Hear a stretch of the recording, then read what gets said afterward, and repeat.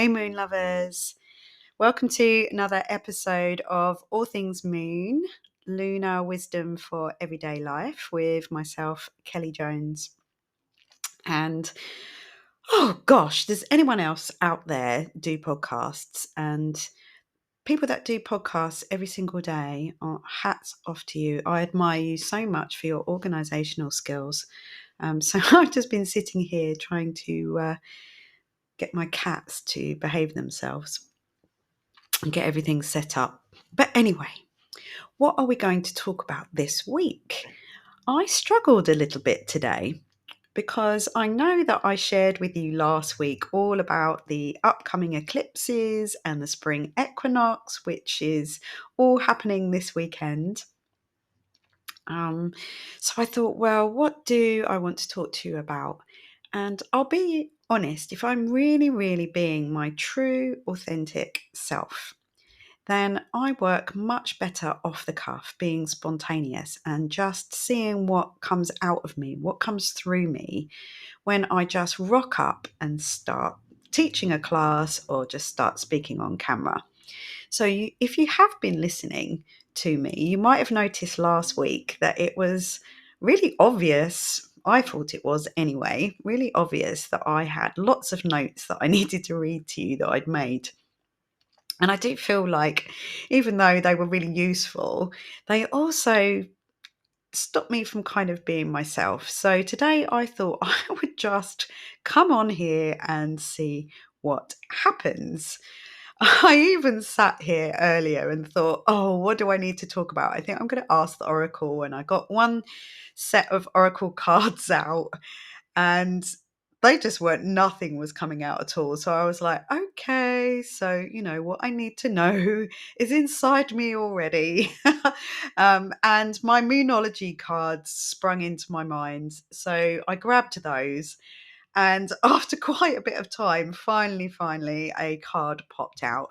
And if you watch me on my YouTube channel, All Things Moon, you will see this card. But the Moonology card that came out, Moonology is an oracle deck by a really amazing astrologer called Yasmin Boland. She's really best well known for her knowledge about the moon, and I trained with her to be a moonologer, so I'm certified to do that. And I figured that's what I might talk about today. But anyway, this card, it's the waning moon card, but it says, what do you need to release? Well, clearly I needed to release making things so hard for myself, and just coming and trusting that I can record a podcast without planning. So Moonology, what is Moonology? So Moonology is really using the moon cycles, particularly the new moon and the full moons, which occur every 2 weeks, to guide your year, your month, your life. Now, you don't have to live by it, but it's guidance, it's guidelines. And when you know this stuff, it can really help you to know when to do things, when not to do things, a good time, a not so good time, to not be so shocked when something occurs, to be a little calm if you know some stormy times are coming up, things like that. It really doesn't tell you what exactly is going to happen, but how we have free will once we're aware of what is likely to be happening. And because it's in our blueprint, it's in our chart, it's in our moon planner. So last Friday, I had great fun. I was interviewed on a local radio station, Chelmsford Community Radio, by a guy called Rich Lyman. And he had picked up a leaflet from his wife actually had picked up a leaflet about the self-love club that I'm running on Friday mornings. That's an in-person class in Chelmsford. And he was looking for local people who were well-being experts to interview. And we had such a great time. And he asked me a question in a list of questions he sent me about, could I give a brief example of a moon reading? So I thought, well, the best thing to do is if you give me your birth chart details, I can then do you a moon reading. So I did a moon reading for him, and I said, well, don't worry, I'm not going to give anything personal away. And as I'm just 2 weeks from the end of my professional astrology, my first year as a professional astrologer, and my training and certification. So I'm 2 weeks away from that. So when I've got someone's birth chart details in front of me, I'm super excited to see what I can see in their chart. And it was really exciting to me to share with him that the fact that he was hidden away in a little room somewhere, but using his communication skills around well-being and stories of heroes and spiritual seekers, and sort of coming across like a Leo but really being a Cancerian who wants to hide in their shell, and having a lot of that in the 12th house, which is all things hidden, was exactly perfect. That on a Friday evening, he would be in this little room communicating all that on a radio show. Absolutely love this stuff. So I did a year's moon planner for him, which I can do for you. And I've got my one in front of me here. So again, if you can see me on YouTube, I'm just going to hold that up so you can see what one looks like. So basically, on a 12-month moon planner, we've got the zodiac chart on here, which is your 12 slices of pizza. Each one is a different sign, and each one is a different house. So if you remember last week, I think I told you a little bit about houses, how they represent different areas of our life. So each different house or place in the zodiac represents a different area of our lives and collectively of the world's life. And what I would do is find out your rising sign from your birth chart details. So that would be where exactly what sign the first house was in. So that's when the sun is just coming up over the horizon on the east side in the morning. That's where the first house is, and we would see what sign that falls in, and that gives us your rising sign or your ascendant. And that is the house of how you come across to the world, your identity. It's the character that you play in the movie of your life. So if you remember previously, I've told you that your sun sign, which is where the sun was, which sign the sun was when you were born, that your sun sign is like the plot line of your movie, of your life. And your rising sign is the character that you play. So I have my chart in front of me here. So my rising sign, so that is my appearance, the way I come across, it's my social mask, if you like, is that of Sagittarius. So that's how I come across to the world, as being quite gregarious and adventurous and philosophical and have a sense of humour and have lots of ideas and quite often be all enthusiastic and then just drop that idea and move on to the next one. That's very much how I would come across. And so once I've found out your rising sign, I would then start from there and work out from there every new moon around the zodiac year. So for every month, every new moon, and where that falls for you, which house that falls in. And then we would look at every full moon for the next year and plot that on the chart. So then you have got your own personal map of the year, and you can take a look. So when you see when's the next new moon, okay, well, the next new moon for us all is on Monday, the 25th of March, in the sign of Aries. We are now, the sun has moved into Aries and we're in Aries season. So things are hotting up, they're warming up, they're getting more fiery. Some action is coming. We are able to take action because we can go outside. The days and nights are now equal. So there will be equal on the equinox.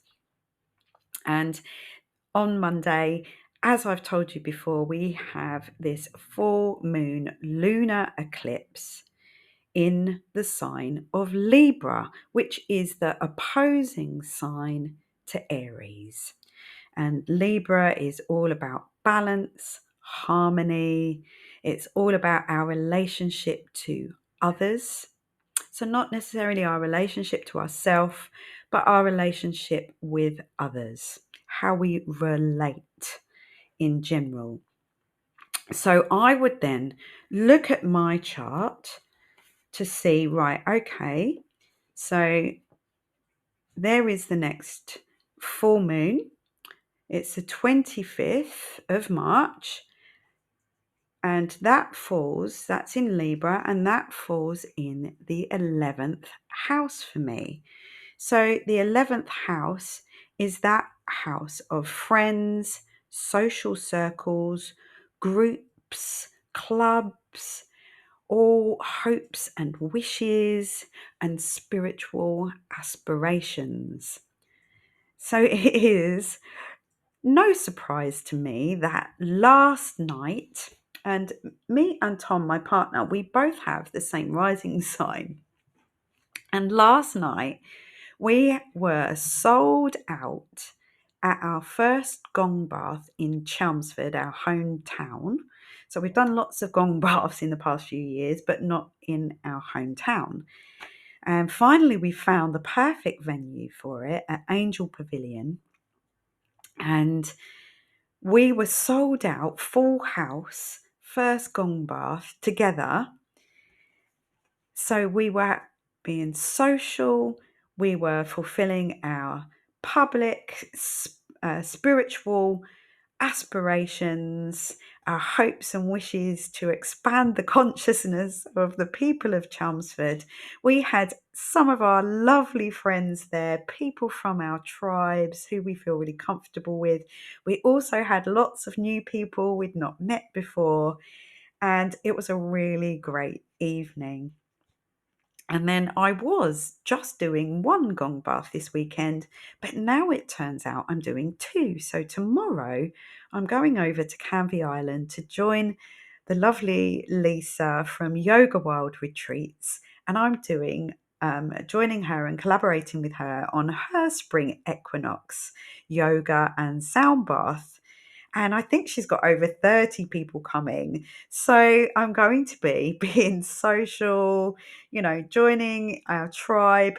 And do you see what I'm showing you? And this is all for me in the sign of Libra, which is our relationship to others, bringing harmony and balance to people through helping them with their well-being with sound healing.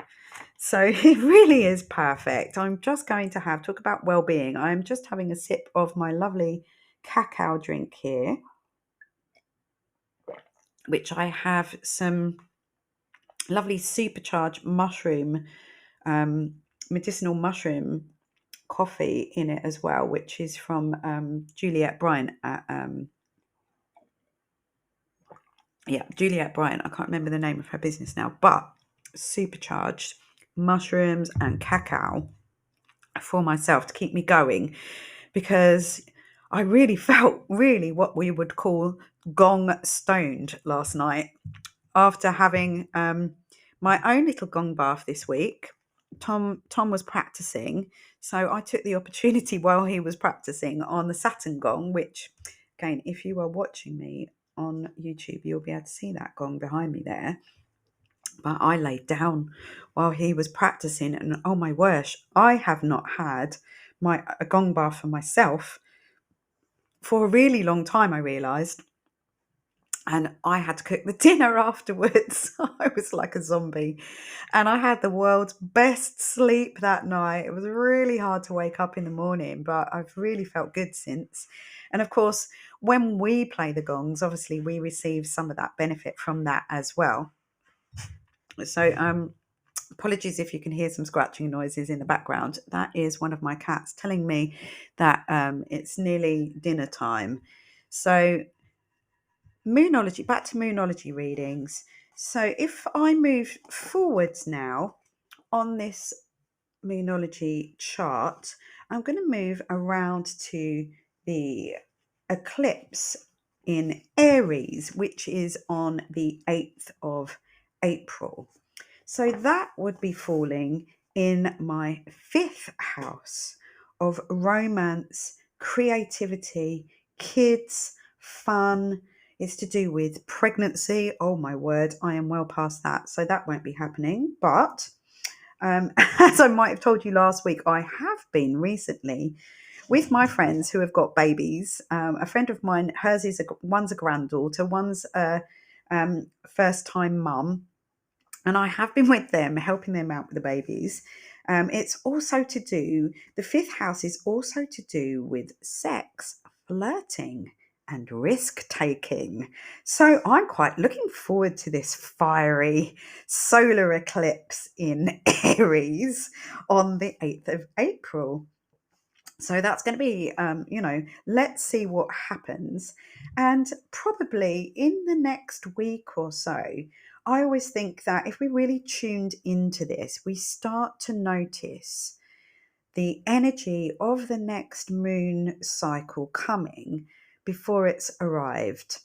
And when you start following this, you start thinking, oh gosh, I wonder if, and then you go and look at your moon chart and you're like, wow, okay, so that is coming up. So obviously, I've told you all about how this weekend is really, really showing in what's happening for me. And just going back to the eclipse on Monday, I will actually be holding that evening, I will be holding an online full moon eclipse ceremony. So when I say it's a ceremony, it's ceremonial in the fact that it's sacred and we do a full moon ritual of releasing. Now, if you remember, the oracle card that I pulled that finally came out to help guide us with this show today is, what do you need to release? And full moons are the perfect time to let go and release anything that you don't want to be taking forwards with you, which is not serving you. And we have an eclipse. So that's double reason. Remember, that's the culmination. It can be a sudden end, a sudden beginning. It can be radical change. And if you're prepared and you look at your chart and you're like, okay, so I can see that this is falling in my 11th house. So anything around friends, social circles, groups, clubs, my wishes and my spiritual aspirations that I need to release and let go of on Monday. That's what I will be doing in my ritual. So I'll be writing that down and then I will be burning that on the fire outside somewhere safely. And when we're online and everyone's in their pajamas with their herbal tea and their journals, and we sit and I give you some journaling prompts. And whilst you're doing that, I pull some oracle cards just to help guide us in going forwards in the next couple of weeks. I always encourage you afterwards, which whatever you've written down that you want to release, to take it outside or somewhere safe for you to burn that and send that out. And that's a ritualistic, it's setting that intention of, I don't want to take this forwards with me. I'm no longer going to have this, getting in my own way. And that would be, so it's really useful to know your rising sign and then to see where each moon is going to play out for you in which area of your life. So I know it's to do with harmony and balance, our relationship to others. That's in general for all of us, but in which area of your life. So, feel free to send me a message, and I'll give me your birth chart details. I can let you know what your rising sign is and also which house that's falling in for you. So what else can I tell you about? So jumping again round to the Aries eclipse. As I said before, that's quite it's a much bigger one. And as I said, that's showing up in the fifth house for me, which is romance, creativity, kids, fun, sex, flirting, risk-taking, which risk-taking is something very appealing to a Sagittarius rising. And coming up around that time, I'm going to be doing just on remembering it, because a lovely lady called Sarah Day, I shared a room with her in Glastonbury on a retreat that I was co-hosting last year. And she has asked me to do some sound healing on the 6th of April at a ladies' day retreat that she is co-hosting at a place called the Nesting Place, which is a place where one of the particular things is helping women with fertility and pregnancy and post-pregnancy. So that is on the 6th, and it's called the Sacred Womb Retreat. And I think they've got a few spaces left. I think they've got 4 spaces left. So please do contact me and I'll send you the details about that if that's something that's interesting for you. But you can see that maybe that is where pregnancy and fertility and things like that and creativity is going to show up for me in my life. That I'm actually going to be at a place called the Nesting Place on the 6th of April. So yeah, I like to, it's kind of clutching at straws there, but that, let's see where it literally is playing out. And what else have I got going on that week? So something else that's happening that week on the actual eclipse. So that's on a Monday again, on the 8th. So that day I won't be able to hold an online moon ceremony that evening. So I will be doing that on the 7th instead. So watch out for details of that on the 7th of April. That's a Sunday evening. I'll be doing that because on the 8th of April, something that I never thought I would be doing again, and I seem to be having a kind of a rebirth of some things that I had let go of.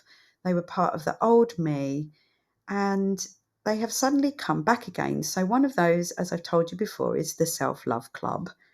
And Monday the 8th, I'm actually going to be starting teaching a Pilates class again. And I really didn't think I would be doing that. But there is a new activities centre opening at OC Park in Malden. And it's a place where my mum, although she does live in Australia, she's lived in Australia for 30 years, but when she comes over, her home here is at OC Park. She has one of these big static mobile static caravans there, and that's all of our place. It's like my mum's house in this country, and we all love to go there, the whole family. And that is the place where they are opening an activities centre and starting to run regular Pilates and yoga classes. And I would love to have taught yoga class, but they've already got a yoga teacher. But I really was keen to do something there. So I thought, they asked me about teaching Pilates, and I was a little resistant at first. And then I thought, well, do you know what? My body is actually really missing doing as much Pilates as I used to do. So I only do a little bit now, and I mostly do yoga. And my body could really do with doing some more Pilates. So that is happening on the 8th. And I'm actually really excited because it's a brand new building. It's just by the sea. There's a lovely little tea rooms there. So I will let you know about that. So, that could be maybe seen as taking a risk and trying to teach Pilates again somewhere, and who knows whether it's going to work out or not. But yes, I'm really looking forward to that. And that's kind of like this rebirth time, spring equinox, rebirthing something that, the pod has still been there, and I've had to go away and work on me and then come back to doing something that I'm really great at, and that is teaching. And going back to the 11th house of where Libra falls for me in my birth chart, I was looking earlier, and I have the planets Jupiter and Uranus both in my 11th house in Libra. So that was, in my birth chart when I was born, Jupiter was in the 11th house in Libra. And it actually does symbolize the role of teacher. And I might well find myself undertaking a group leadership role. And that really does come naturally to me. And also a focus on well-being. So having Jupiter in the 11th house, feelings of well-being, generosity and good fortune will appear. Most often when I act in a group setting or part of a social movement. So such positive energy and feedback is sort of given to me externally by other members of the group. And so it's kind of like a satisfaction for me in engaging in these activities. And I generally feel good when I'm participating in a group, and struggle more doing things on my own. So yeah, that's all true to my birth chart. And again, sorry about the scratching. That's my cat's telling me it's dinner time. So I've got 3 minutes to go. We've come to the end. I'm hoping that this has served you in some way. And if you'd like to know a little bit more, coming up, I'm going to be having to do some readings with people, birth chart readings, for my certification for my professional astrology course that I'm doing. And that is with Nightlight Astrology, and that's Hellenistic astrology, which is ancient astrology. So it really is based on the original way that astrologers would look into the sky and only see the 7 planets before we had amazing telescopes where we could see further. And in my second year, we'll be focusing more on those other planets like Neptune, Uranus and Pluto, and maybe asteroids and dwarf planets.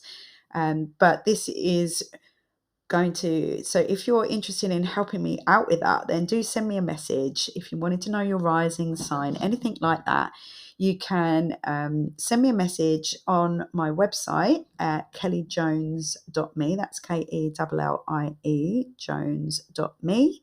Or you can join my group on Facebook, which is the All Things Moon group. Look for me there, Kelly Jones, or Kelly Amanda Jones. And on Instagram, I'm All Things Moon Kelly.